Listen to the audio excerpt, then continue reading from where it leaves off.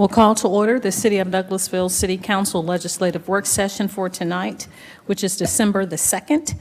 Our invocation will be done by Pastor James Taylor, Community Outreach Pastor from First Baptist Church of Douglasville. After that, we'll have the Pledge of Allegiance, which will be led by the Mayor Pro Tem, Councilmember Terry Miller. Please stand for the invocation.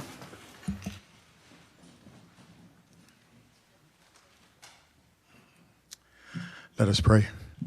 Father, we just thank you for a great opportunity to serve the community. We thank you, Lord God, for all the council members. I not only pray that their meeting will be successful, but I also pray for them individually as parents, as leaders, as moms and dads and grandparents. I pray even for everyone in this room, God, that you would just encourage them that the work that they do is important. And even in times of conflict, Lord God, let the light shine that people's lives can be changed and encouraged and go in the direction you want to see. In Jesus' name, amen.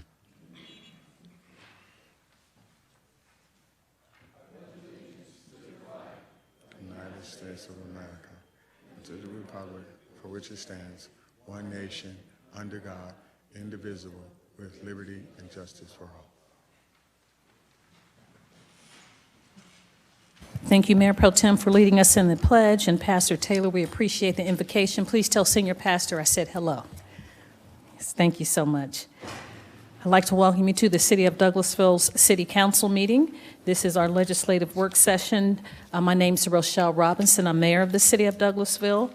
The information that we're here tonight is a legislative work session, and we will not take any official action on these items. The action will be taken next Monday, the 6th of December at 6 p.m. If the business you're here for is not listed as an agenda item, there will be ample time under the agenda item comments from Citizens and Delegates section for you to discuss your business. Just a few protocol issues I'd like to go over with everyone, and then we can get right into the meeting and the agenda, which is either on the screen or you can pick up a paper copy outside on the desk. I ask that you would please keep your comments and presentations on a professional level dealing with the facts for this governing body to make our decisions. We will not accept comments that are considered by the chair to be of a personal attack on any individual or group of individuals. You will receive a warning from the chair, and if you deviate from this requirement, a second deviation will result in you discontinuing to speak into the microphone. We'll turn the microphone off. Only one person speaking at a time, please. Please do not applaud or react to speakers. Speak from the audience. Cheer, carry on conversations, or be disruptive during the meeting, please. I'll remind you that we're only required to accept public comments during the required public hearings. And if you have a cell phone or any social media devices, if we ask that you please put those in silent mode or turn those off until after the meeting so they will not be disruptive. Now, this is how the agenda items will be handled. The committee chairperson will read the agenda item. Then that person representing the agenda item or applicant will make his or her presentation. And then myself and council members will possibly ask questions to help us seek more information to make our decision next Monday. After that, the committee chairperson will ask for comments or statements from the audience. And there is a maximum of 20 minutes for those that are in favor of the item and 20 for those in opposition, and each person has 5 minutes to talk. So that's how all that will take place. And if you'd like to speak, there are some speaker sign-in cards that are outside on the desk. We would ask that you would please fill those cards out, hand them to our city clerk, Ms. Vicki Acker, to my right, and when you come to the microphone, to the podium, we ask that you would please give us your name and address for the record. After that, each person has one opportunity to speak. This is not a question and answer format or debate. We're just here to receive the information, deliberate, and make our decisions. And if you have anything that is printed or that you would like to pass out, we ask that you would please give that to our city clerk, and she'll distribute that to us later. And please address all your comments and concerns to the chair of that committee if you come to the microphone and like to speak. I know that's a whole lot of instructions, but hopefully we're all on the same page. So now we'll move on to announcements and presentations. I do have a presentation of a proclamation from myself and Councilmember Dr. LaShawn Burdanley to Ms. Jasmine Moore, declaring Friday, December the 3rd, 2021 as International Day of Persons with Disabilities in the city of Douglasville. If you would come forward, please, and I'll read the proclamation. Office of the Mayor, in recognition of International Day of Persons with Disabilities. Whereas just 25 years ago, the United States Capitol had no wheelchair ramps to enter the building, and activists staged a demonstration as a plea for lawmakers to pass the Americans with Disabilities Act.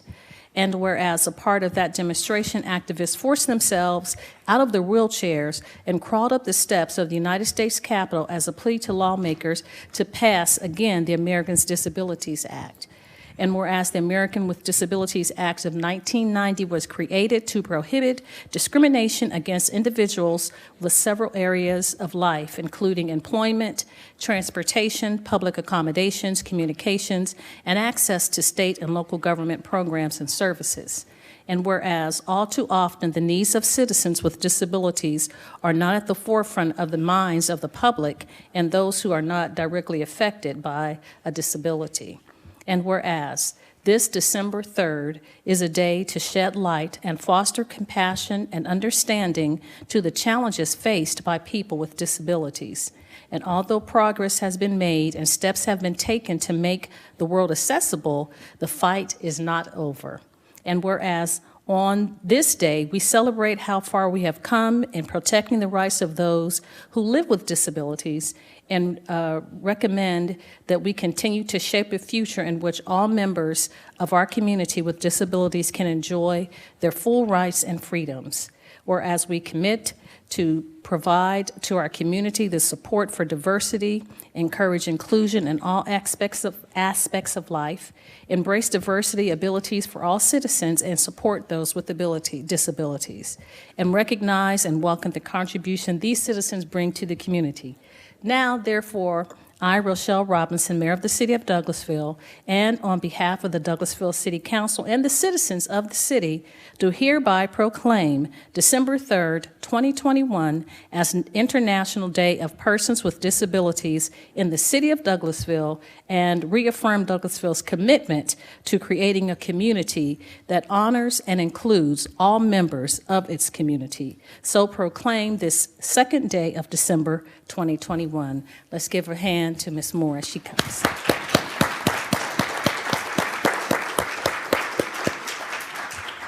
Would you like to have anything to say? We appreciate you bringing this to our attention. Yes, ma'am. Good evening, Mayor Robinson. Good evening. City Council members, and members of this great community that are present in this room today.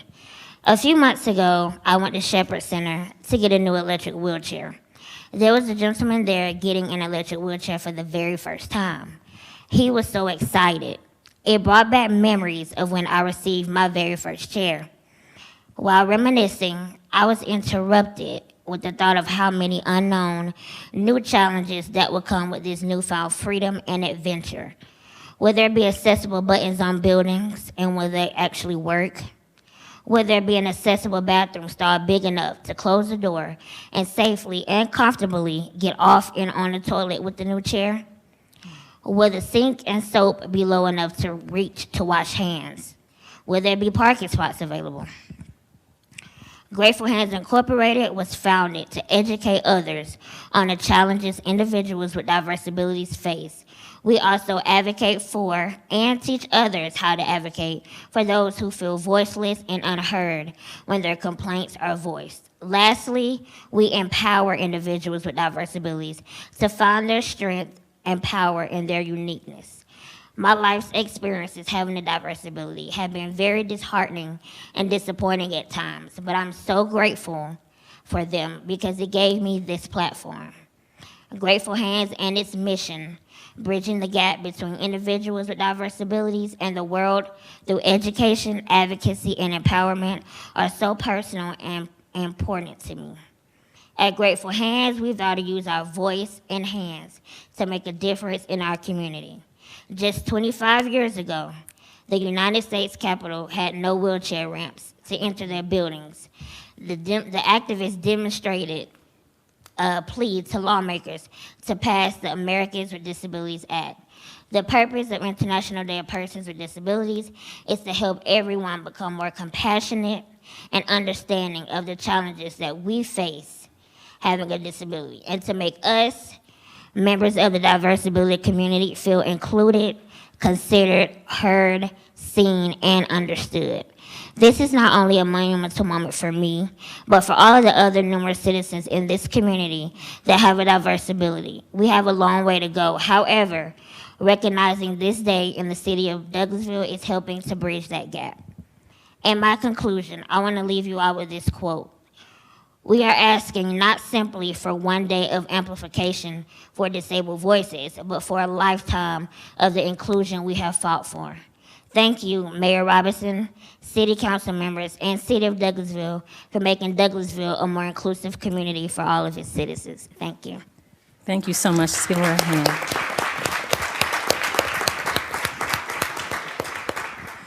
We're going to come around and take a picture with you, and before I yield to have Councilmember Dr. Burdanley speak and anyone else who wants to bring comments, I want to thank you and your sister for always being so gracious and patient in educating the community. And I just want to brag on you a little bit, tell us where you work. I know you're a hootie hoo from Kennesaw State for your education, and Miss Jessica.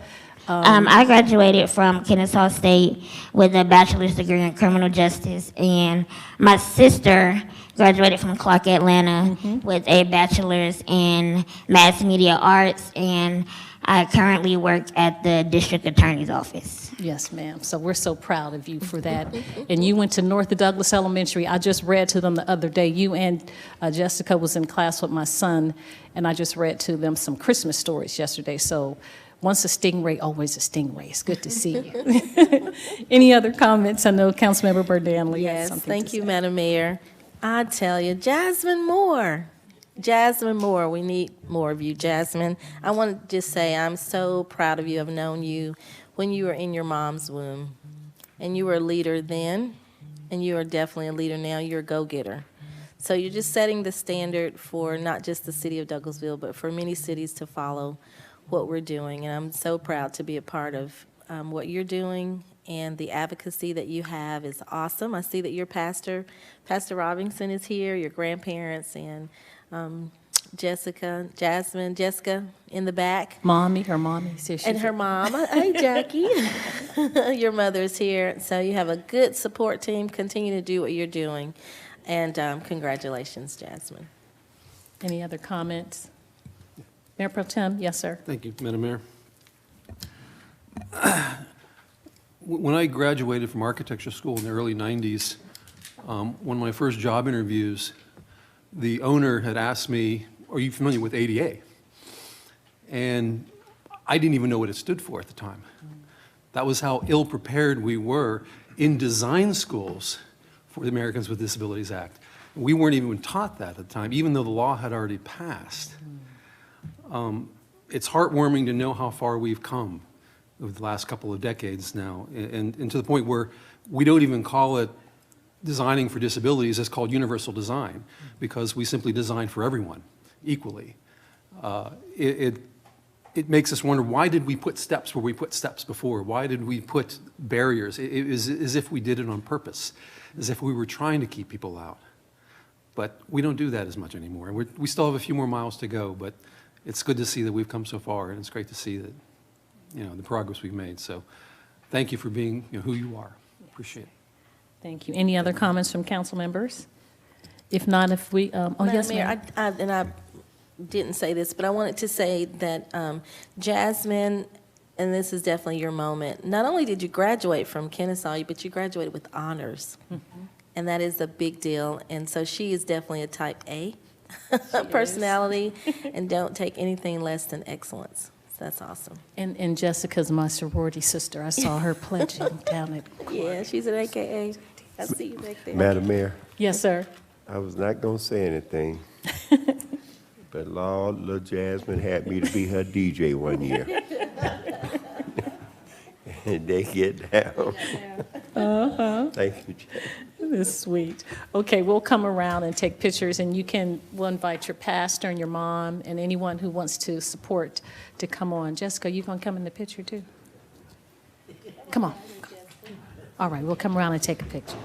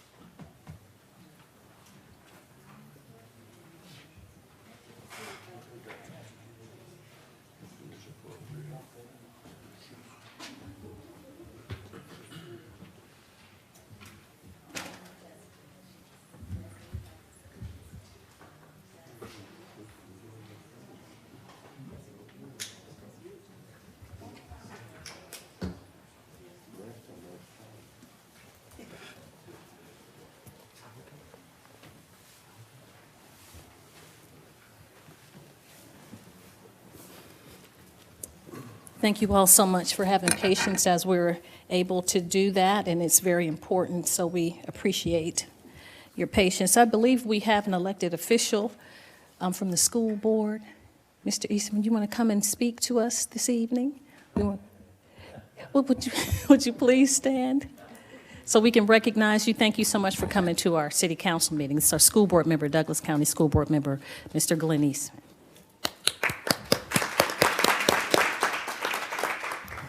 All right, so we'll move on now. Our first committee after the announcements and presentations is Economic Development Committee, and that's chaired by Mayor Pro Tem Terry Miller. Thank you, Madam Mayor. We have no business at this time under the Economic Development Committee. Thank you, sir. We'll move on then to Finance Committee, chaired by Councilmember Mark Adams. Thank you, Madam Mayor. We You're have welcome. one item tonight to discuss. Authorize the mayor to sign an agreement with Smith, Welch, Webb, and White LLC for the negotiation of local option sales tax, service delivery strategy, and associated legal services. Ms. Woodward? Thank you, Chairman Adams. It's that time of the decade again where we are renegotiating certain service delivery strategies and the following loss negotiation as well. We've had a preliminary meeting with one of their partners, Mr. Warren Tillery, to kind of discuss in very broad general terms what our concerns are. And city manager, myself, and city attorney, Mr. Dawson, are pretty pleased with his response. And we would like to recommend retaining their services to represent the city in negotiations with the county. Thank you. Thank you, Ms. Woodward. Is this the same firm as we have dealt with in the past? I know it is. Not everyone can answer that, Joel, 'cause that's correct, yes. It is that same firm. Okay. Questions, comments? Yes, sir, Mr. Chairman. Yes. I was just going to have Ms. Welch, not Ms. Welch, I'm looking at Ms. Woodward or Mr. Dotson explain to the citizens what local option sales tax is. That's why I said, because I know Thank the you, Madam citizens. Mayor. Yes, sir. So the local option sales tax is perhaps the 1% or 2% sales tax that you would see on your receipt. And the local option sales tax goes towards the funding of service delivery strategy items, which for the city of Douglasville includes fire, EMS, animal control, and there's something else, and I can't remember off the top of my head. Well, you have to renegotiate it every 10 years. If the cities and counties cannot come up to an equitable agreement, tax can actually stop. And once it's stopped, it stays stopped for a full year before it can be voted on to reenact it. So this is something you do once a decade. Yes, sir, every And 10 years. What year exactly is it, Ms. Woodward? Do we begin it in '23 or is it '22? The county would have to call for the negotiation, and I believe they have to make that call before July of next year. Of '22? Yes. Okay. And conclude the negotiations by the end of next year as well. I appreciate the way in which we are trying to do this so that we get on board with them and be prepared for it. I know I've been involved in it in 2013, and it's challenging. Questions or comments, anyone? It is challenging. I was involved in 2003, so I understand. Okay. Anyone else? Is there any reason that we would not want to place this on the consent agenda for Monday? I would assume that it would be on the agenda. Is that correct, Ms. Assistant City Manager? Yes, for you to We vote do have on it coming for Monday? Yes, sir. Okay. Is there any reason we could not do that? Thank you. Appreciate that. Madam Mayor, that's all that we have tonight under finance. Thank you so much, Mr. Chairman. I appreciate that. Thank you, Mr. Dotson, Attorney Dotson, and Attorney Woodward. We'll move on then to Housing and Community Affairs Committee. That's chaired by Councilmember Dr. LaShawn Burdanley. Thank you, Madam Mayor. We have no business tonight under Housing and Community Affairs Committee. Thank you so much. You're welcome. So we'll move on to the next committee, which is Legislative and Intergovernmental Committee, and that is chaired by Councilmember Samuel Davis. Yes, ma'am, we'll have one item, and item A, authorize the mayor to sign the first amendment to the intergovernmental agreement regarding stormwater management with Douglasville, Douglas County Water and Sewer Authority in the anticipation of receiving the Georgia Highway 92 right-of-way. Ms. Woodward, please. Thank you, Chairman Davis. This item is in anticipation of Highway 92 being completed and GDOT giving the right-of-way to the city. And because the city does not maintain its own water sewer, we would have to sign an IGA, intergovernmental agreement with the water sewer authority for them to take over the maintenance of the water sewer line along that new right-of-way.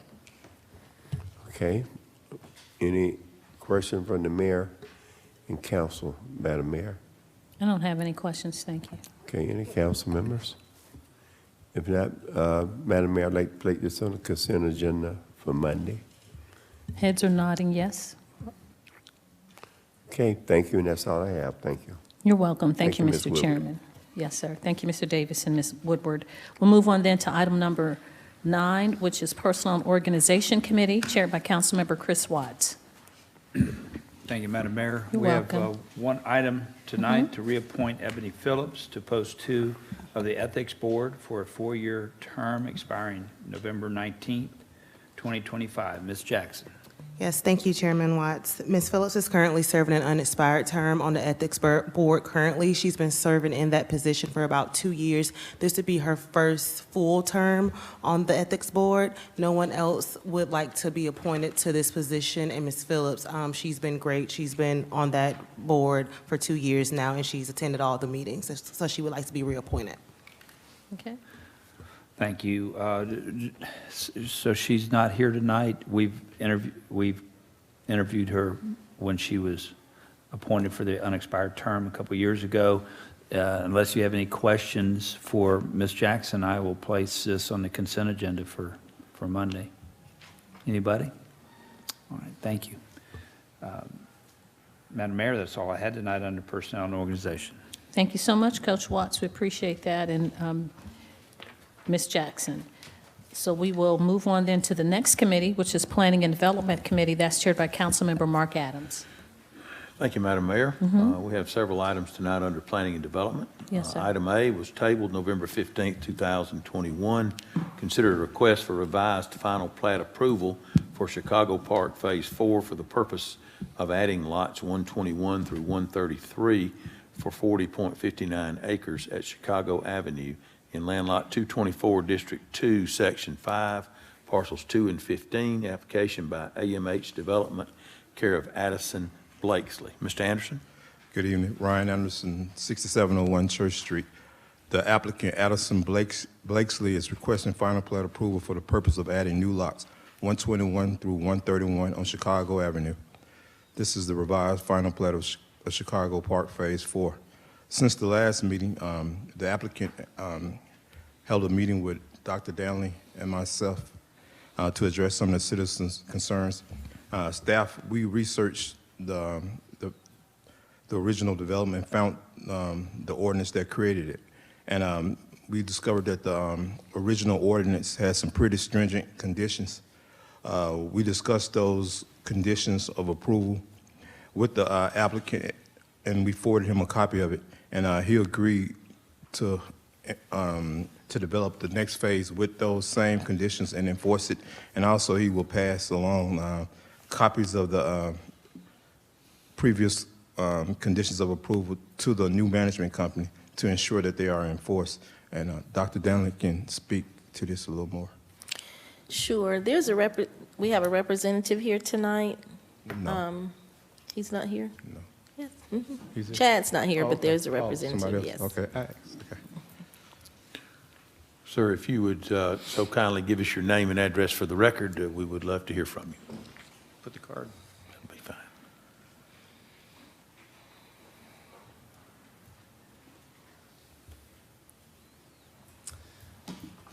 My name is Todd Jones. I'm with American Homes for Rent, also known as AMH Development. My address is 3999 Chapel Grove Drive, Marietta, Georgia, 30062. Again, thank you, Commissioner Danley, for meeting us Yes, out sir. there today. Very much appreciate it. Love walking the homes with you today. As we talked about, this is the last 12 lots of a phase of development that we finished earlier in the year. As American Homes for Rent, we are a publicly held REIT. We have a long-term hold position. We're a publicly traded company, and our long-term hold position is to own and maintain rental homes across America. We own 60,000 across America today, and we have developed 100 communities. We just opened up our 100th in the country this past week. At Chicago Park, we're building homes from 1,700 to 2,500 square feet.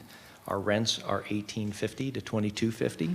We just completed our first 4, and those were just rented. And when we walked through today, I think you could see that all of the homes are built of high quality. We have luxury vinyl plank throughout the whole house, granite and quartz countertops, stainless steel, blinds. We really look at this as a hold for us for a long term. This is our asset that we want to own and maintain for many years, and we take very much pride in what we do. Our average tenants have an average income of over $100,000. They have typically three people living in the home at any given time. 80% have pets, and that's why we fence in every yard, and all those yards are fully maintained. And most of the tenants stay an average of 3+ years in the homes. So our commitment, as we talked about today, is that we will maintain the HOA professionally. We've changed that out. We didn't like the service that the original one was providing, and so we committed to make that change. We're committed to following all the rules, regulations, zonings that we're supposed to and will. And we will operate a professional home building company in the back phase as well. So I'll answer any questions if you have, but again, just appreciate you coming out today and working with us. Thank you. Thank you, Mr. Jones. Chairman Adams, I'd like to say, and just make sure that the audience and for those that may not have been here early on, is that the applicant, initially this was just to complete the final plat. So as far as the application itself, the application is fine. During the time that the application was presented, the homeowners had some questions. So we were able to work through that, although it did not have any weight on the application itself. I'd just like to say Chad isn't here tonight because his daughter's turning 16. So I'm very big on family, as our mayor and council are. So I said, go and be with your daughter. That's a big deal. You only turn 16 once. But I'd like to commend our code enforcement, Ms. Ebony and Ryan with planning for working so diligently. As Ryan has stated, that Chad and I met yesterday over the phone with Ryan, and we talked about some things, and all of the code enforcement concerns have been addressed, and they have been addressed, not only addressed, but they actually are in compliance with those items. And I met with Chad and his team today and had an opportunity to meet the new property owner. They're going through the legalities of the process of how they get information out to the residents. And also, I was delighted, I was given a tour of a beautiful home. The quality of the home is beautiful. It's fenced in. It's really, really nice. And so, of course, everything can't be fixed at one time, but the conversations have began, and I'm just grateful that you all have been very willing and open, and it has just been great. So I'll continue to meet, Councilman Davis and I will continue to meet with the residents, and looking forward to all the great things that are coming out of this. Thank you. Thank you, Dr. Verdant. Glad you're back, Councilman Adams. Yes. Other questions or comments that someone may have? I'm sorry, I didn't hear that. I'm glad you're back, Councilman Adams. He didn't hear that. We'll address that in just a minute. I did. Anything else on this item? Yes, Madam Mayor, go ahead. I did. Thank you so much, Mr. Chairman. I wanted to thank American Homes, AMH, for working with the city of Douglasville, with our code enforcement, our Mr. Anderson, and our community development department, and the elected officials and the citizens. We appreciate that. And I thank the council for being gracious and patient while we work through these issues, and Councilmember Burdanley and Councilman Davis being advocates for their ward. So that's all I had to say. Thank you. Any other comment? I would just like to say that it appears that though even though this may have, having been tabled, it may have delayed things in some way. I think that the consideration that we're required to do, of course, is to consider what is in front of us, and that be the approval of a final plat. But at the same time, I think it's been very productive. I've not been in those meetings. I've been out of town, and I do appreciate Dr. Burdanley for taking over in that regard. But having said that, I do have a question, and I may want to question you, sir, if you could come back for just a minute. I just want to make sure that I'm clear. This is for, I want to count 13 lots, 12 or 13 lots. Will that completely complete the development in Chicago Park, or is that just of this phase? And that will complete the full development of The entire development will be complete. There'll be no more lots. There'll be no more phases to be done, correct? Okay, that's what I thought. How many homes will AMH Development own at the time these lots are completed and rented? When we are done, we will own approximately 96 of them. And there were 5 in the original phase that we had bought at the time that we bought the back phase that we developed. So there'll be a total of 96. Out of a total development of some 285, I believe is correct. Okay. All right. Thank you very much. Thank you. Are there other questions or comments? Seeing none, then we will take this up on Monday, and we appreciate you coming in, sir. Item B, tabled from November 15, 2021, hold a public hearing and consider a request for change in zoning from RLD residential low density in the county in the Highway Overlay District to PRD, Planned Residential District City, for 13.83 acres on Van Zant Road, land lot 902, District 18, Section 2, Parcel 18, application by SA Land Group, care of Adam Baker. Mr. Anderson? Ryan Anderson, 6701 Church Street. This item was tabled from the November 15, 2021 City Council meeting in order to give the applicant an opportunity to work on zoning conditions of approval with staff. Since the last meeting, the applicant has presented a revised PRD concept plan, which reduced the number of proposed units from 144 to 124, added 2-car garages to some of the units at a rate equaling 35% of the total number of units, and added on-site 20 guest parking spaces to address any future parking concerns which may arise. The applicant is requesting to rezone approximately 13.29 acres from RLD, residential low density, that was previously in the county and was recently approved for annexation by council at the last meeting cycle at a rate of 9.33 units per acre. The subject property was annexed into a mixed-use design character area. The mixed-use design character area lists the PRD zone as one of its recommended land use.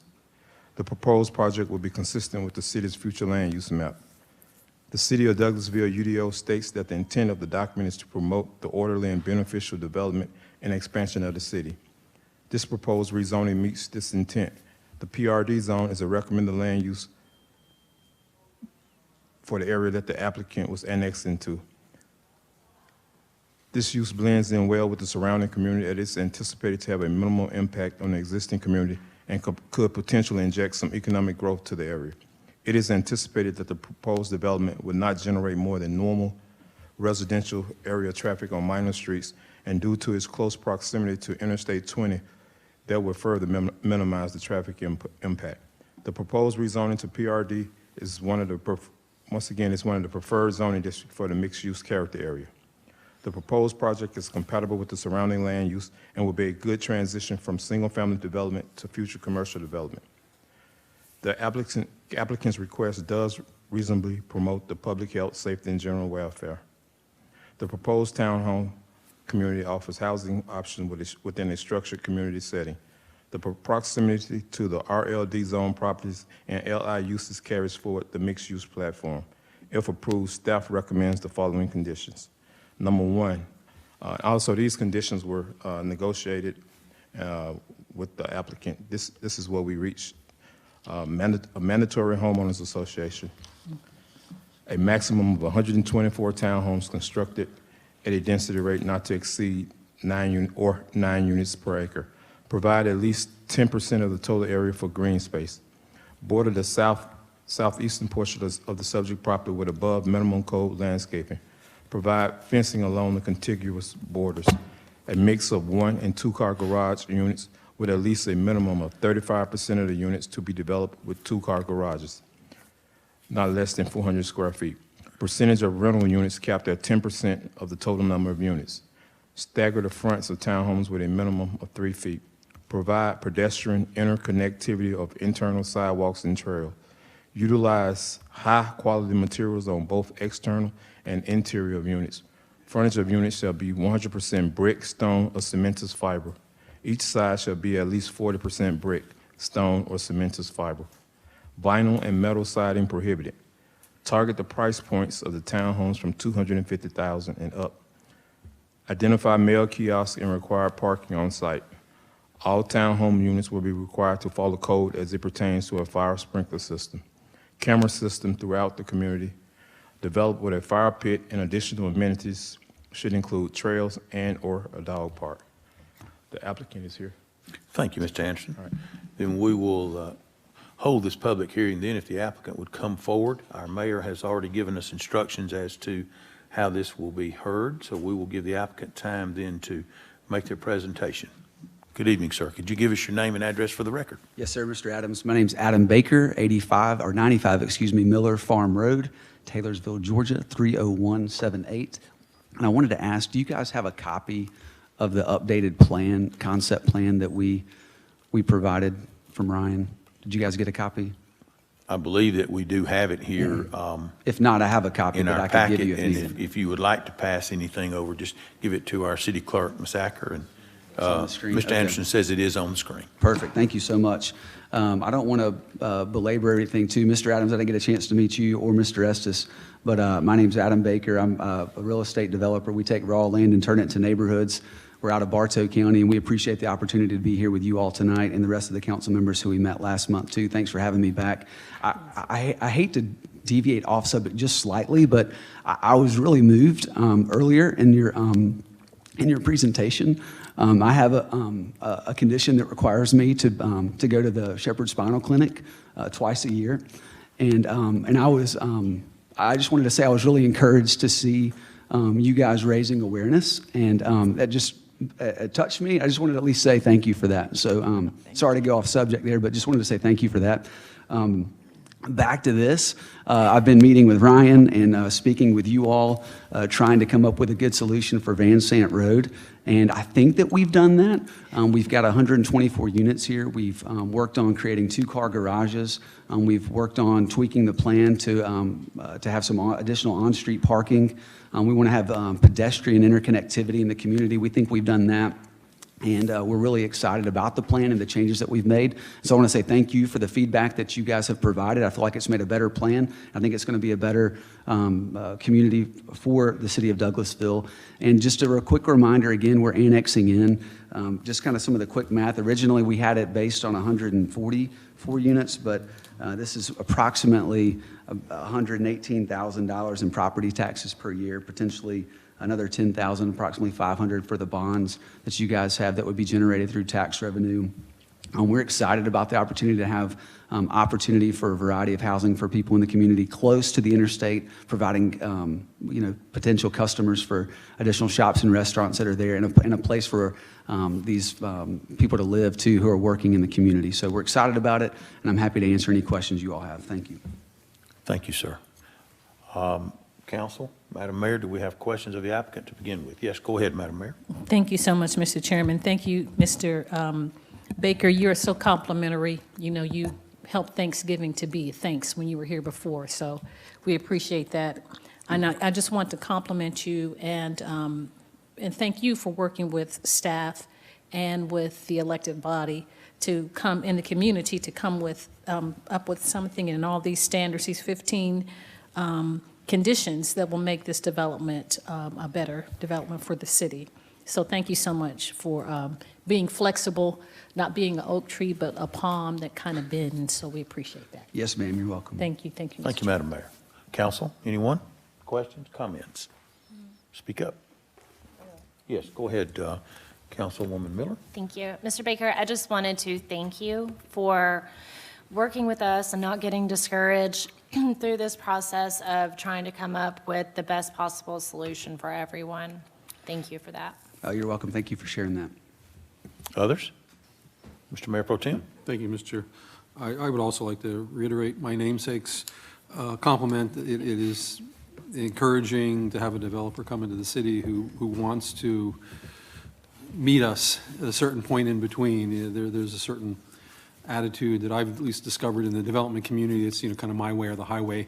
If you don't take it, we'll go make our money somewhere else, and without any consideration for what it is the community wants. And we're never going to get exactly every single thing we want, but you're not going to get exactly every single thing you want. And it's when we find that common ground that's where the community gets better. And we're encouraged and appreciative of the fact that that you understand the community, you've taken the time to learn what it is that's motivating. Not just, you don't look at it as a set of strictures on a piece of paper and say, all right, check the list and this, but you've taken the time to understand the motivation behind why we're asking for the things that we asked for, and that's important. That means a lot to us as well. So thank you, sir. Appreciate it. Yeah, thank you very much. We want to be here, so thank you. Others? Yes, Just real quick. Mr. Baker, to echo what everybody else has said, we appreciate your willingness to work with the city, and I just wanted to say to staff, y'all very professionally do a great job of working with these developers and getting us to this point, and we appreciate that. Thank you. Okay. We need to give opportunity for anyone, if there's no other comment by the council. We need to give opportunity for anyone else to speak either for or against the item, it being a public hearing. Is there anyone here that would like to speak either for or against? If you would come forward and give us your name and address for the record and let us know your feelings. I believe Ms. Welch knows the drill. I'm not quite that tall. My name is Cindy Welch. I reside at 3002 Concord Way, Douglasville, Georgia. And I know this was before you in November. And since then, I have talked to the county about putting in decel lanes and a left turn lane. And after he talked to someone here about how many units, he said that would probably be required. But that's something that the county would have to work with because it is still a county road. And the only other problem I have is why people want to put in one-car garages. Being in zoning in 28 years, I could look at the places here in the city and the county that have one-car garages or no-car garage, no garages, and you can look and see what they are as opposed to something that has two-car garages. There's a big difference in it. And the other thing I would like to request is that they limit the number of units that can be rented. Rental people don't care. They don't think they have to maintain them. And I'm not saying that all of them are like that, but a lot of them, you know, they pay the rent and they go on. Maybe the lawn gets mowed, maybe it doesn't. Maybe the junk car sits on the street for 2 months. And, you know, that's not fair to people who are buying in there. So I think you all need to kind of look at that. And if they want one-car garages, do 50% one car, 50% two car. At least make it equal. So those are my comments. Thank you, Ms. Welch. Others? Is there anyone else that'd like to speak either for or against? Seeing none, then we will close this portion of the public hearing. And if there are no other questions or comments for the developer, we will take this up on Monday. Thank you for being here, sir. We'll move then to item C. Tabled from November 15th, 2021, hold a public hearing and consider a request for change in zoning from PUD Plan Unit Development Zone property to amend the special stipulations of zoning for 18.5 acres at the intersection of South Burnt Hickory Road and Midway Road, land lot 836, 837, and 902, District 18, Section 2, Parcel 2, application by SA Land Group, care of Adam Baker. Mr. Anderson. Ryan Anderson, 6701 Church Street. This item was tabled from the November 15, 2021 City Council meeting in order to give the applicant an opportunity to work on zoning conditions of approval with staff. The applicant is requesting to amend the special stipulation of zoning of an 18.5 acre tract of land to develop 66 townhomes and 26 single-family detached residences at a density rate of 4.972 units per acre. The subject property is part of a mixed-use design character area. The mixed-use design character area lists the PUD as one of its recommended land uses. The proposed project will be consistent with the city's future land use map. This amendment would be far less intensive than the current conditions, which allows for over 75,000 square feet of commercial development and over 50 single-family homes. The proposed development, once again, the proposed development is consistent with the intent of the comprehensive plan. Changing conditions in the city includes a 12% population growth within the past decade. According to the city's recent housing study, the city will need to develop at least 144 new units per year to stave off a potential housing shortage, as population growth is anticipated to continue well into the next decade. The proposed project fits well within the city's mixed-use character design because it meets two of the primary objectives. One, it is intended to be relatively large-scale on 10 or more acres, and two, is comprised of 2 or more different types of residential densities. This project could attract future commercial activity and growth in the area. If approved, staff recommends the following conditions. Once again, these conditions were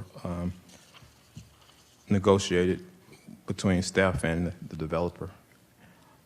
Number one, a mandatory homeowners association, a maximum of 92 units to be developed, 66 townhomes, and 26 single-family detached residences.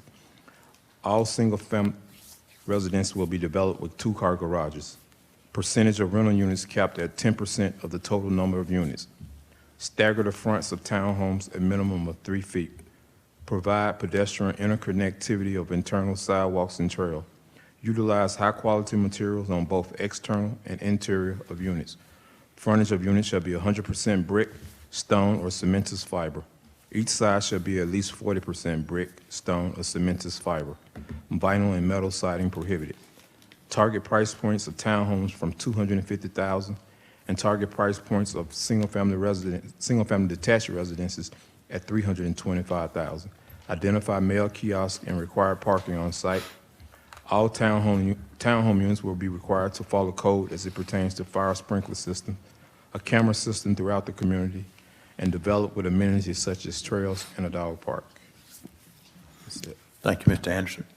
Again, this being a public hearing, we want to hear from the applicant. And Mr. Baker, if you'll come forward, and we'd love to hear from you again, sir. Yes, sir. Adam Baker, 95 Miller Farm Road, Taylorsville, Georgia, 30178. And this project, again, and I know most of you have seen this before. I've been able to work with Ryan again on this to kind of make sure that we had conditions that we felt were suitable for everyone. Some of the concerns that I think had come up previously, Ms. Welch had talked about this too, the same things for Van Zandt, but we do have a rental cap that's on this as well, so just wanted to clarify that. And then also too, one of the concerns that I think would previously come up on this piece, and I just want to reiterate this too, that we'll be working very closely with the city, the county, the DOT, all the transportation parties that will be looking at this. And so this does not line up with Midway Road, the entrance in, and we would love to get that to line up. I just don't think that we can, and it was told that to us, not by me. I'm not a traffic engineer, but the traffic engineer had concerns over line of sight. And so if it were, that entrance was scooted further south, there would be line of sight issues coming around that curve there. And so if there's anything that we can do to mitigate traffic or concerns there, we're on board with that. And obviously the transportation community, they're going to be all over that, and we're going to be able to follow that to the T. So I just wanted to at least address that concern that had previously come up. And again, we're excited to be looking at this other project here in the city of Douglasville and appreciate the opportunity. And I'm more than happy to answer any questions you all may have about the plan or anything else related to the project. Thank you, Mr. Baker. Appreciate that clarification.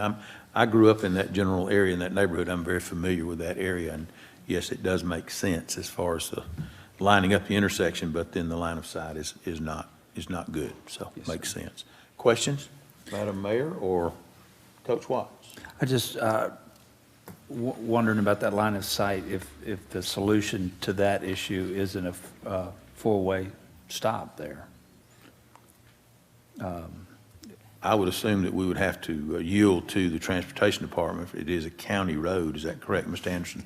So we'd be yielding to them and what their recommendations are as to whether we lined it up with a stop sign or whether it's not a line, so that you have a better line of sight distance. I've been over also, and I wondered when I drove through there if folks trying to get in and out of that development would not have issues pulling out with that line of sight issue as they're coming around the curve. A stop sign, I would think, would be the solution, four-way stop. But anyway, it's just my own Good point. thought. Others? Anyone? Yes, Mr. Chair, to build on what Coach Watts said, there are ways to mediate that as well. You could have warning lights and warning signs as you go into the curve to let people know there's an intersection coming up. So, there are ways to work around a blind curve to help people know that, you can reduce the speed limit, rumble strips or speed bumps, things like, there's a lot of ways you can ameliorate that potential danger. So, yeah, I think there is a solution to it, along the lines of what you're saying. Is it okay if I, sorry, go ahead. Yes. Go ahead, Mr. Baker. You had I apologize, I didn't mean to interrupt. So just to reiterate this too, and so in the process, so this is a concept plan, obviously, and that once we move hopefully from this on to, submitting, get a full set of civil plans designed for a land disturbance permit, we'll be meeting with each department. And so as they come up with solutions, we're going to work with them on whatever that is, whether it's signs, if it's a four-way stop, if they recommend a deceleration lane. And we do have a traffic study that showed that the recommendation that they made was a decel lane into the community. And so that was the mitigating factor that they had placed as a recommendation in the traffic study. And we've got it's a 100-page report, and Ryan does have a copy of that, and we're happy to share that with you too. But just know that the transportation, community between the DOT, the city, and the county, they're going to make sure that this is safe, and we're going to work with them through that entire process to follow whatever kind of guidance they give us. Thank you. Yes, sir. Other questions or comments of council? Okay, let's give opportunity to the public. If you have something you would like to say either in support of or against this item, please come forward. Give us your name and address for the record. Do we have anyone? Ms. Welch wants to have a comment, and so we will give her that opportunity once again. My name is Cindy Welch, 3002 Concord Way, Douglasville, Georgia.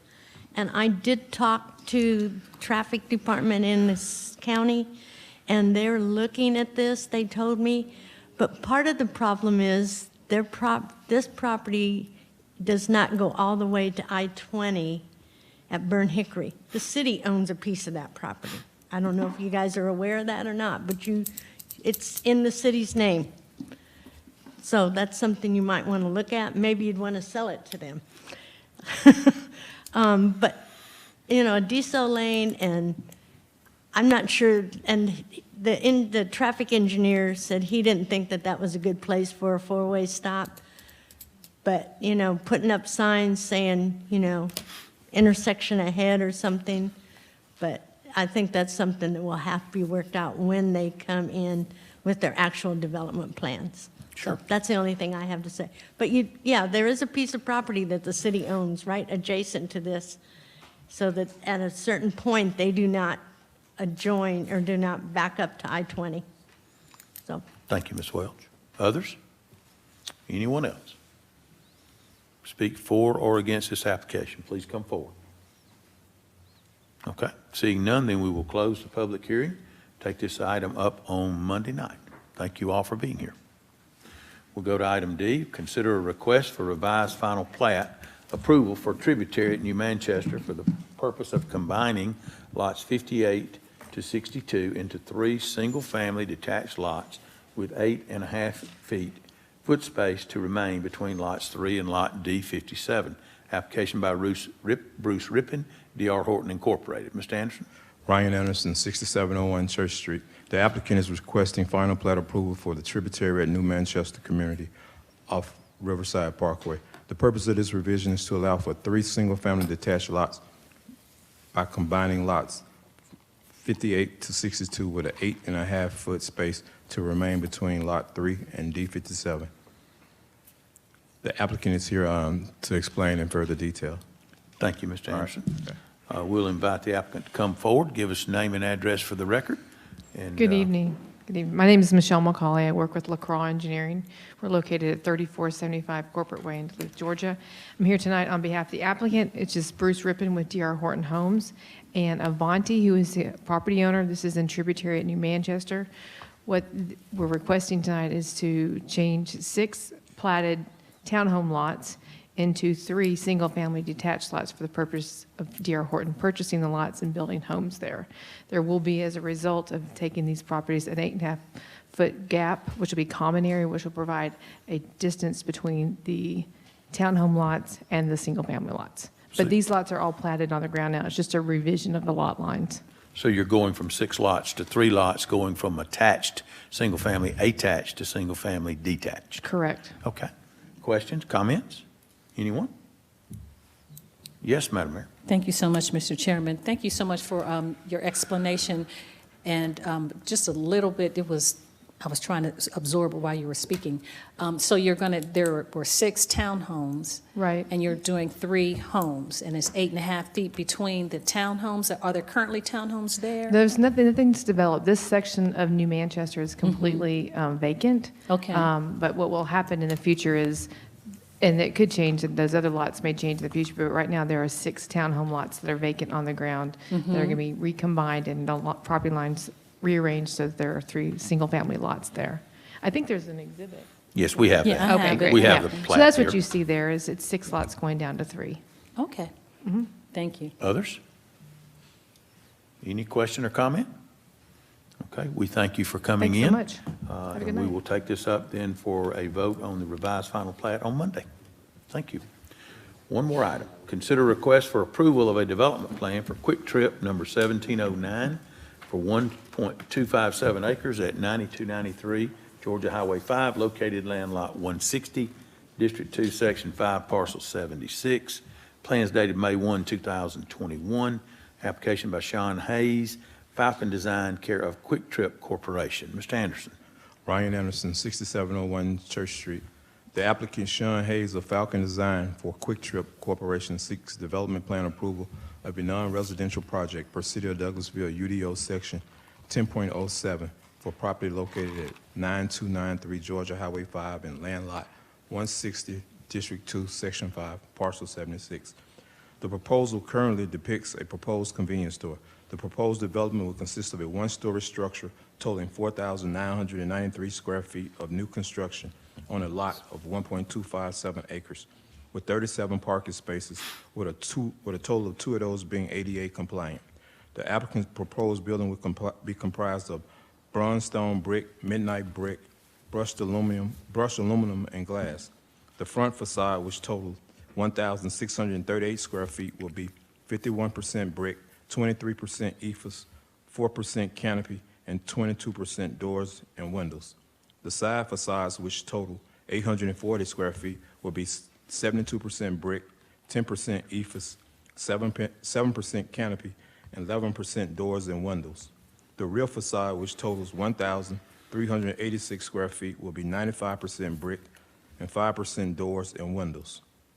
City staff has reviewed the application and attachments and has determined that the proposed plan meets development plan requirements of the UDO. Thank you. Mr. Anderson. All right. Do we have questions or comments of Mr. Anderson, or is there someone here representing Quick Trip tonight? He was supposed to be here, but he's not. Okay. Okay.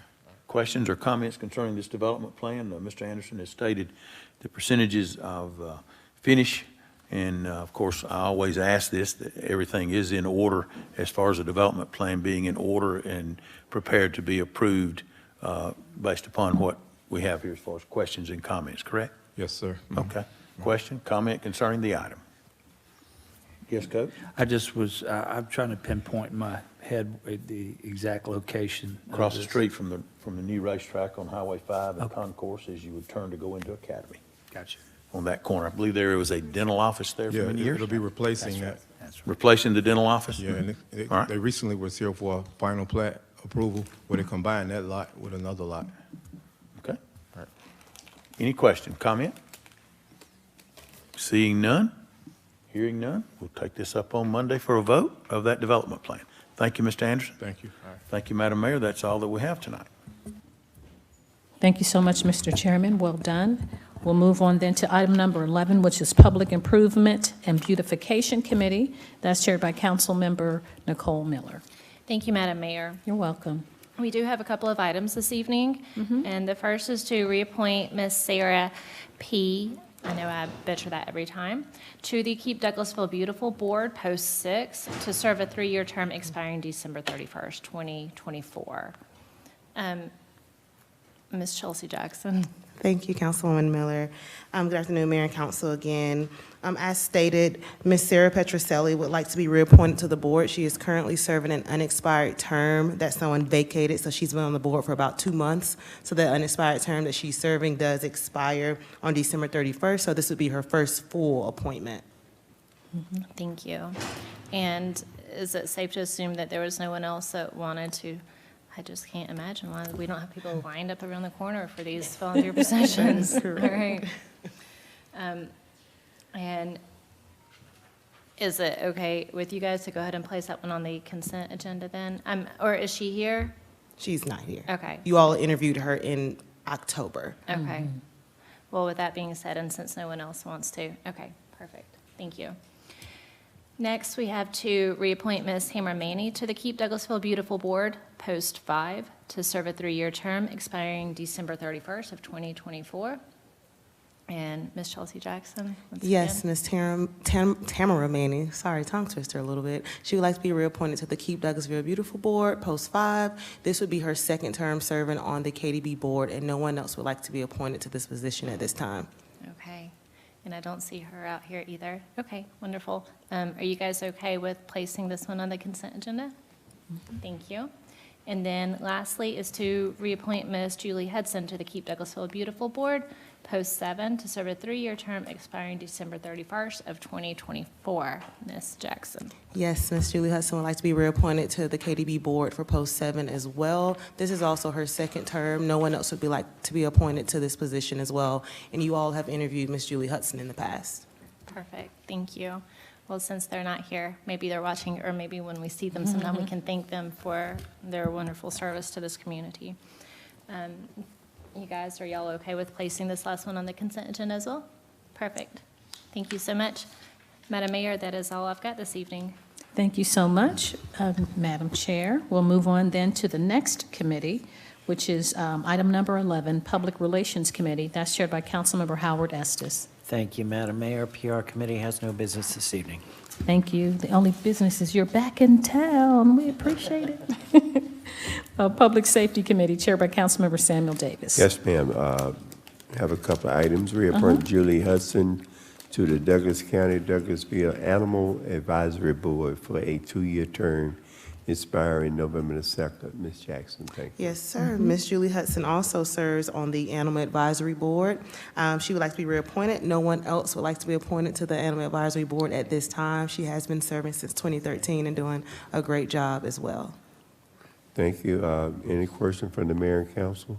No questions, just a comment. Ms. Hudson is an avid lover of animals.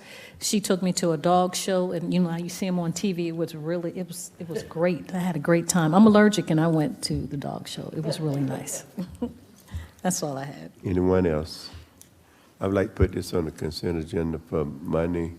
Ms. Hudson is a jewel. I work with her. We have lunch, and Tamara Manning, they are both good. So it's the council pledge. I'd like to put it on the consent agenda for Monday. Okay.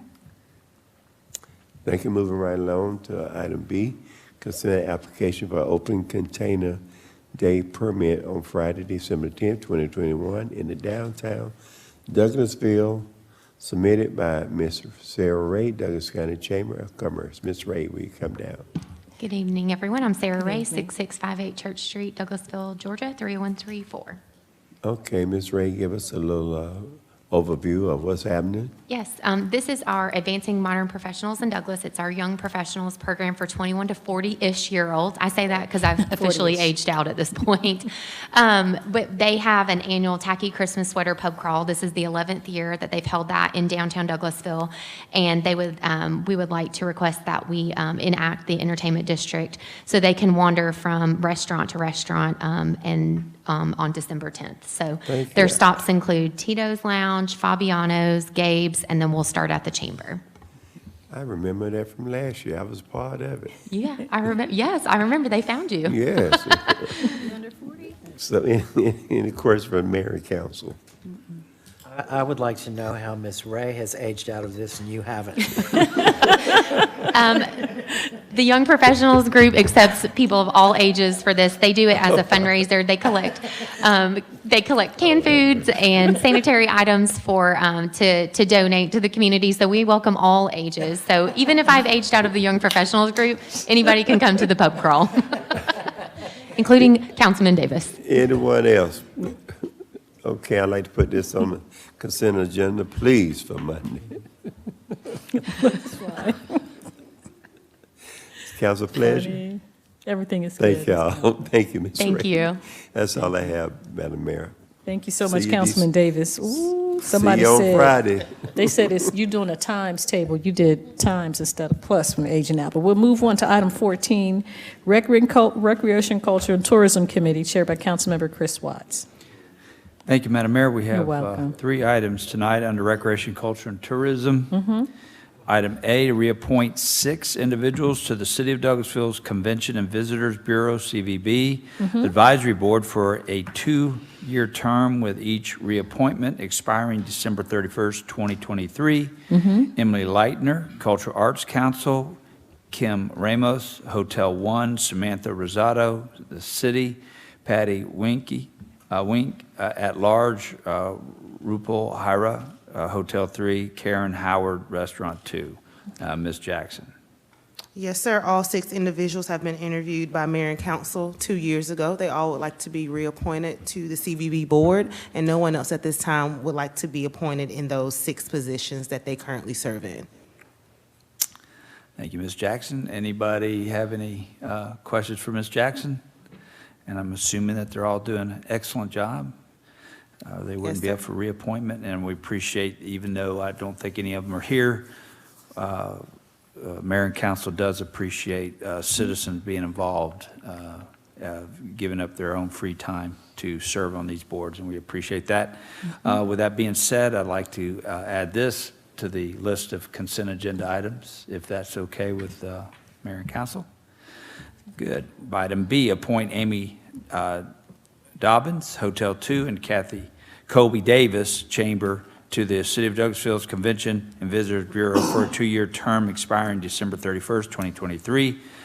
We interviewed these folks during committee meetings. Ms. Jackson, do we have anything to add? No, sir, just that these are 2 vacant positions currently on the CVB board. You did interview these individuals earlier today, and no one else would like to be appointed to these positions at this time. Okay. Any questions for Ms. Jackson before we move on? All right, and we did talk to these folks, and they are, we will be well represented with their presence on this board. So thank you to them, and I will ask for this to be placed on the consent agenda also. Item C, authorize the mayor to sign an agreement with GGL Leagues, Inc. to run and operate a recreational esports league for the Parks and Recreation Department. And Mr. Bass, I'm looking forward to this presentation. Yes, sir. Greeting, Madam Mayor and members of council. Chris Bass, 8830 Gurley Road. The Parks and Recreation Department is looking to enter into an agreement with GG Leagues to offer esports for the citizens of Douglasville. Just to give you some background on esports, it's a trending program that allows youth and adults to participate in a safe gaming environment, online gaming environment. I specifically hone in on safe because, as you know, online gaming is very popular right now. But if you're a parent and you have a child participating in online gaming, you don't know who your child is interacting with online. So esports provides this platform to where you'll be able to interact in a safe way. You'll be able to control who exactly your child is playing with. Through surveys and community input, we discovered that we have a major disconnect with our teens. This was seen throughout the development of our social equity plan. So we're trying to bridge that gap with our teens. We have a lot of programs for our youth, for our younger kids, and for our adults, but not specifically for our teens. So this is an opportunity for us to be able to expand our program and opportunities. GG Leagues has worked with several surrounding Parks and Recreation agencies throughout Georgia. Just to name a few: the city of Ackworth, Forsyth Parks and Recreation, Milton Parks and Recreation, Henry County Parks and Recreation, City of Chamblee, and Catoosa County Parks and Recreation Department. I had an intensive conversation with the Director of Parks and Recreation with the City of Ackworth, and she has raved about the program. They have gotten great reviews from their parents and the adults who participate in this esports gaming platform. Also, locally, we have several high schools that actually have esports teams. I talked with System-wide Athletic Director Eric Collins, and he mentioned that Douglas County High School, New Manchester High School, and Lithia Springs High School all have esports teams. So we definitely want to stay ahead of that curve and continue to offer trending programs. So this would definitely be an opportunity for the Parks and Recreation Department to get in on that. And then just thinking long-term down the road, several collegiate universities offer scholarships and also offer minors and majors with esports, totaling just last year $20 million in scholarship opportunities. So this is really big in terms of this online gaming platform. The Georgia High School Association also has a league. You see now they're starting to trend with more other programs outside of the traditional sports. Like you see now girls flag football. Well, they also have picked up an esports league through Georgia High School Association. Here locally, the University of West Georgia actually will be hosting an esports tournament. And I mention those things just to show you this is something that a lot of different agencies and organizations have started on, so we definitely want to make sure this is something we're able to offer our citizens as well.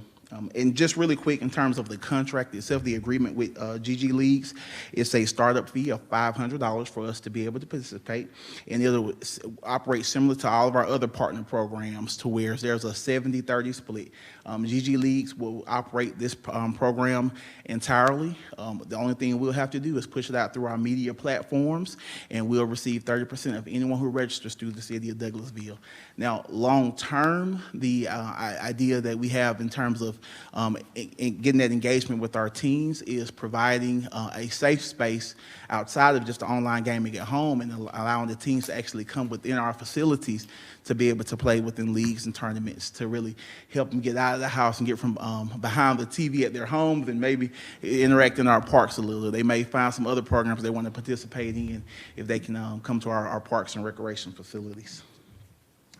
But other than that, that's all I want to mention in terms of the contract. But I just want to add, I know this is a big question in terms of parents, what types of games will be provided. And our athletic staff have worked diligently on trying to figure out what's the best course of action. So we have determined that we'll only offer rated E games. So some of those are the FIFA soccer, the NBA 2K, Madden, and not necessarily a sports game, but a traditional game, Super Mario Brothers. So that is what we're proposing today in terms of esports to go into this contract with GG Leagues. Mr. Bass, I just appreciate your always being on the cutting edge of upcoming trends. You and I talked the other day, and even though we were raised during different periods of time, we were both raised where we were kicked out of the house to go play. But the coming trends, we have more and more of this type of thing. But I was skeptical at first, but I like the fact that it'll be, overseen by our folks. And also, there's a lot of kids out there that will maybe get introduced to other, this could be a gateway to other programs at Parks and Rec other than this type of activity. But anyway, I know we may have some questions or comments from Mayor. You want to start? And thank you so much, Mr. Chairman. Thank you, Mr. Bass. That was a very nice report. You didn't leave much room for questions. You answered everything that I was writing down, except for my son can get a PhD in all this because he plays all the time as a young adult. Right. So rated E, you were saying, and you will actually have a physical place for them to come into one of our facilities to play for tournaments or just any special occasions or something, just to get them out of the house and let the parents not hear them yelling while they're talking to their TV. Yes, ma'am. That is the plan long term. Right now, we'll start with the online platform, but then we'll transition into our facilities. We're looking at J.C. Davis Park in terms of what we have on the horizon at that location. But we'll have to figure out, get with our IT department to make sure we have the right internet connection to be able to support it, because it does require a lot. So, yes, ma'am, that is the plan. Okay, good. Thank you so much. Thank you, Mr. Chairman. Yes, ma'am. Councilman Adams. Coach, I just got to ask, and I thank Mr. Bass for bringing it to our attention early on in the discussion, but how many of us knew what esports was? I'd heard of it, but, I haven't participated. Yeah. I was going to ask the question, you saved it. That's all. I just wanted to ask. And I'll be honest, it's quite new to me as well. I have to credit our athletics division, our John Penn and Mr. Anton Jackson, who you all may know, has been working hard on gathering research and to bring this to the city of Douglasville. So it is a new innovative program. I'm a little traditional myself, but we definitely want to keep up with the trends. Thank you, sir. Appreciate it. Mayor Pro Tem? Thank you, Mr. Chair. Yeah. Anybody who has teenagers in their houses will be familiar with these concepts and trends very quickly. But the interesting thing is there's also a world of economic opportunity out there for the kids who are going into this, because I mentioned architecture school earlier, and there are kids, well, young adults now coming out of architecture school who are not going into traditional building design, but they're getting hired by the gaming industry to design the environments that these games take place in. Because they've gotten so realistic. The technology has advanced so far that when you get immersed into one of these games, you really are immersed. And then now with virtual reality becoming more and more common, that's another thing where you literally are in a three-dimensional environment when you put the headset on. So it's advanced quite a ways, but like I said, there's economic opportunity for them. People are making careers now out of designing these environments, not even just the games themselves, but the worlds that you play within. So, Well, I got to admit, I've been alarmed for a little while now about the type of games that are available to young kids out there, the violent games. And so I love the fact that our Parks and Recreation Director is tapping an unused source of young kids, maybe getting them involved in, on an organized level with something a little bit more wholesome than what's out there. So anyway, I saw Councilman Davis's hand up a minute ago. Yes, Mr. Bass, the internet over at Jesse Davis, we got it going strong.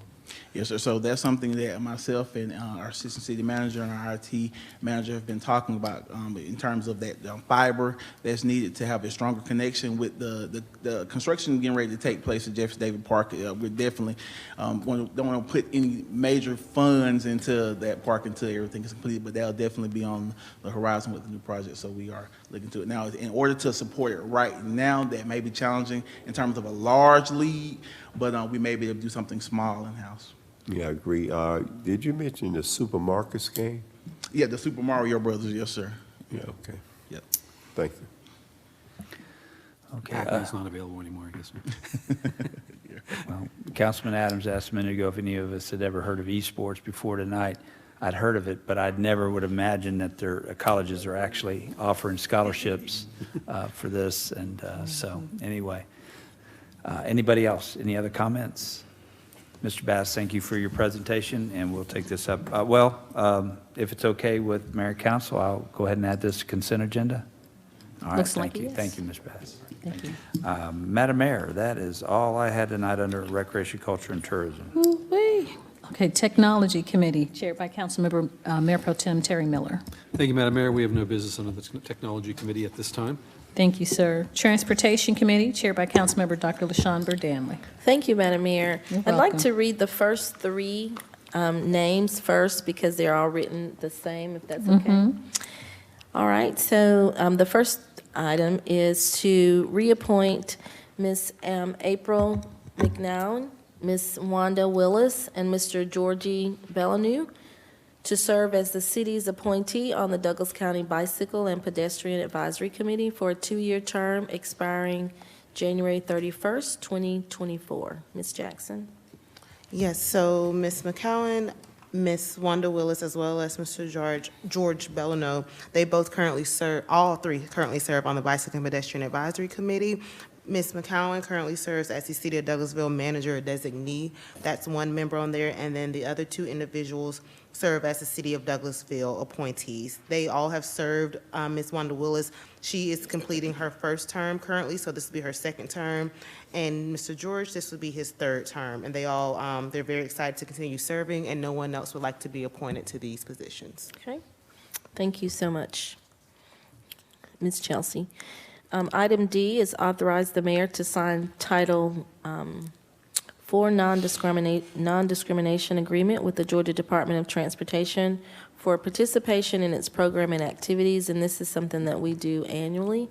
Ms. April McNown. That's correct, yes. April McCown, 6701 Church Street, project manager. So in front of you, and this explanation kind of goes for the next two items, both the procurement and this item for Title VI policy. Every 3 years, we apply for a recertification for a locally administered project.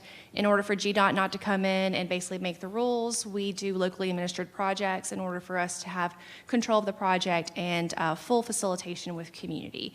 So with that, of course, it consists of an audit. We have to provide our staff myself and then a couple of others to be GDOT certified. One is Title VI and procurement policy as well. So we all have to take about 6 or 7 classes with GDOT to make sure that we understand federal policy.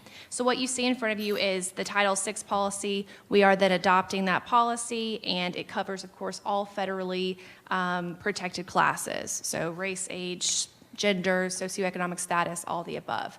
We are stating that we are not going to discriminate, whether it's for the procurement of any project and during the project, whether it's relocation or right-of-way acquisition, all the things. So that's what you have in front of you. Staff and legal have reviewed the document. Okay, thank you so much. Also, item E is authorize the mayor to sign a letter of acknowledgement regarding procurement, management, and administration of engineering and design-related consulting services for the Georgia Department of Transportation. Ms. April. Yep, so just copy and paste. The document in front of you is for us to adopt GDOT's procurement policy for all engineering and design-related services. So again, that will follow all 49 CFR requirements, Title VI, and that we will follow that and document it per GDOT's requirements. Okay, thank you. So to our mayor and council, do we have any questions as it relates to items A through E? No? Okay, thank you, Ms. April. I'd like to add all of those to the consent agenda, if that's okay with everyone. Heads are nodding. All right, and our last item, item F, authorize the mayor to sign lighting services agreement with Georgia Power Company for lighting upgrades at various street locations around the city. Mr. Roberts. Good evening, Greg Roberts, Director of Public Services, 6695 Church Street, or sanitation at Douglasville.ga.gov is the best way to catch us. We have 3 lights. Years ago, Georgia Power would just install them with a letter from us, but we didn't have any issues with them. I guess it was something the Southern Company changed where even if you're just adding one, they want it to be in agreements. I guess they had some customers over the years, maybe local governments, I'm not aware, that later said they didn't ask for them, I don't know, but this sort of solidifies it for them, and then they add it to our summary billing. So on 8640 Club Drive, citizen there, that house over the last few years has been sort of in and out of, been unoccupied, but this resident has moved there, and so we checked it during the dark time hours, and there was a gap, and it was just really dark right there at her home. And so we agreed with the resident that there could be a light. It'll be the equivalent of an 80-watt, but it's LED, and so it'll give some additional lighting. And then at 6331 Line Crest, that's in the subdivision off of Malone Road on the north side. I can't remember the subdivision. It's slipping me. But the citizen had it there, and our maintenance supervisor watched it a couple of days in the dark and agreed that there needed to be one. And then Slater Mill Road at the intersection of Presley Mill, that intersection, we've had trouble getting it lit up the way it needs to be. It's very dark, and so we're adding a, I forget the wattage on it, but a light there, and that one's just shy of $50 a month, and I believe that's a 210 equivalent LED, and it hopefully will light that intersection up better. Okay. Thank you, Mr. Roberts. Are there any questions? Yes, Yes. Madam Chair, I had a question, Yes, sir. just out of curiosity.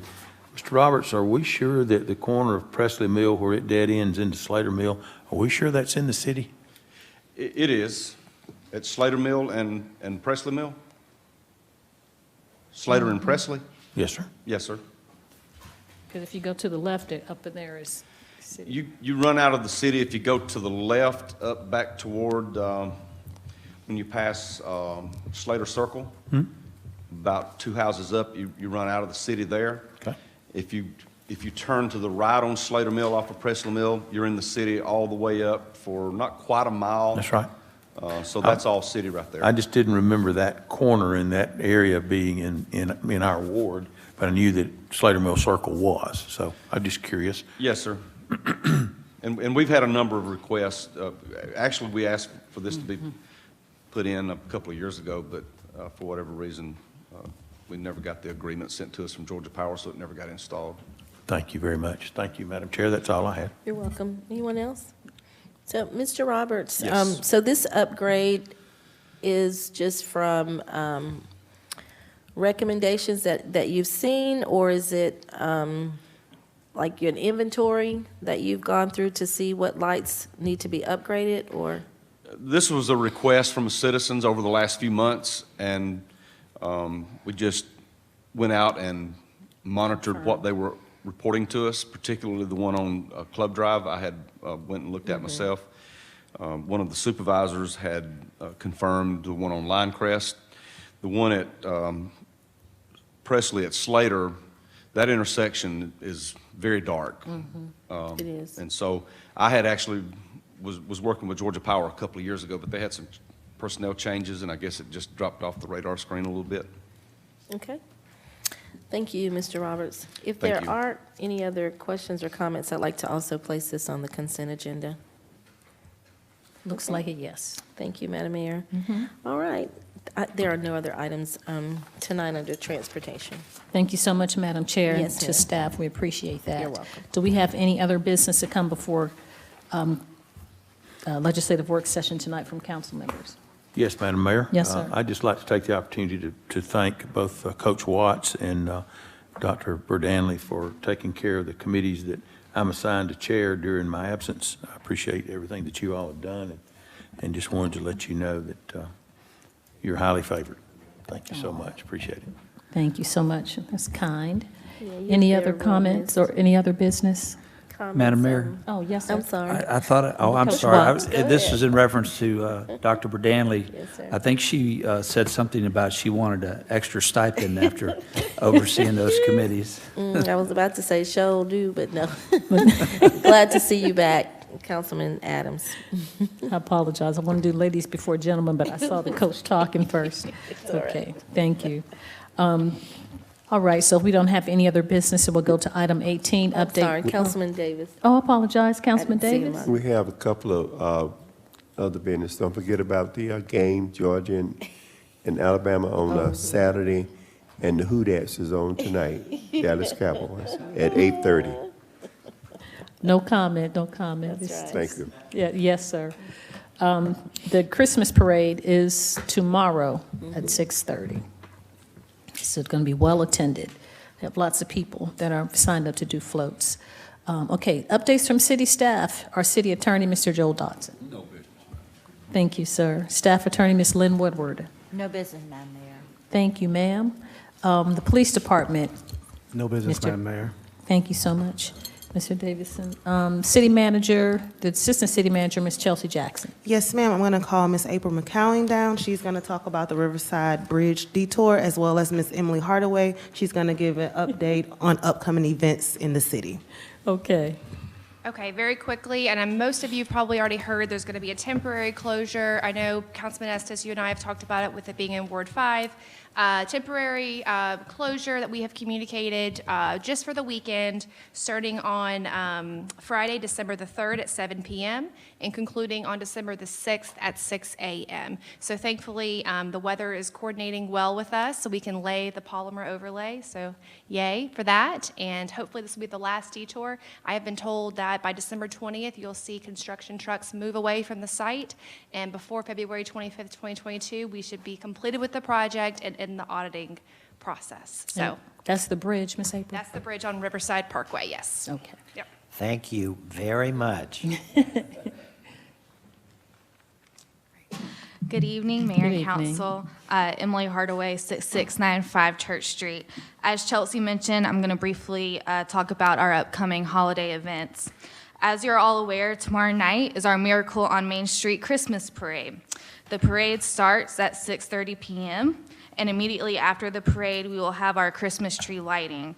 There will be Kumba Coffee selling hot chocolate, coffee, and other goods out on O'Neill Plaza. We will also have the Cultural Arts Council doing a craft for kids, a Letters to Santa station, where kids can write letters to Santa. And there's also going to be a photo booth out on the plaza provided by the Booth Ferry of Atlanta with Christmas props so that people can go and take pictures photo booth style. There will also be live reindeer and an opportunity for kids to take pictures with Santa as well. Citizens are advised that there will be street closures downtown tomorrow, and the best way to get here to park at the conference center will be to come down Spring Street and come into the conference center through that back entrance on Spring Street. We have thoroughly communicated all street closures through all of our social media pages as well. Then on Saturday, December 4th, we'll be having our Breakfast with Santa at Jesse Davis Park. Registration is currently closed, and there are about 150 people registered, so it should be a great event with Santa, and it starts at 9 a.m. Next week, on Tuesday, December 7th, we will have our City of Douglasville Service Awards, where employees are recognized for years of service. The core value winners will be recognized, and the mayor will also announce her selection for Employee of the Year. And then our last event of the holiday season is on Saturday, December 18th, when our Parks and Recreation Department hosts their Santa's Helper Parents Night Out event from 5 to 9 p.m. This is an opportunity for parents to bring their kids to Ike Owings Community Center at Hunter Park to do a holiday-themed activity and crafts while their parents shop, have a date night, or attend a Christmas party. Food will be provided for the kids, and registration for that event is currently open. We are currently also collecting entries for our Deck the Homes holiday decorating contest. Participation is open to all Douglas County residents, and the entry is free. We are hoping to get some more entries by Sunday. That's when it closes, so that we can have that event throughout the month. And finally, our celebration of lights will be going on at O'Neill Plaza and Jesse Davis Park with lighting displays and decorations. So we encourage all citizens to get out and go see both of those things. All the information I just shared with you has been put out on our social media pages and on our website. For the citizens in the audience or online who are watching, our website is www.douglasvillega.gov. And as always, if you have social media, please follow us on our pages for all the latest updates. That's all I have, if anybody has any questions. Thank you, Miss Emily. That was a lot. It is, yes. We're very busy this month. I know. Any comments from the body? Thank you so much. We appreciate it. Now we'll move on to the next item, which is item number 19, comments from citizens and delegates. If anyone has sustained the meeting but would like to address myself and council members, please come forward and give us your name and address for the record, and you have 5 minutes. Okay, thank you. I don't see anyone. So we have an executive session. I will open the floor for a motion to adjourn into executive session to discuss a personnel matter after a brief recess. Do I have a motion? So moved. Thank you. I have a motion. Is there a second? Thank you, Mayor Pro Tem. Second. All those in favor of adjourning to executive session to discuss the personnel matter after we have a recess, please say aye. Aye. Opposed, nay. The ayes have it. We are in recess and then executive session.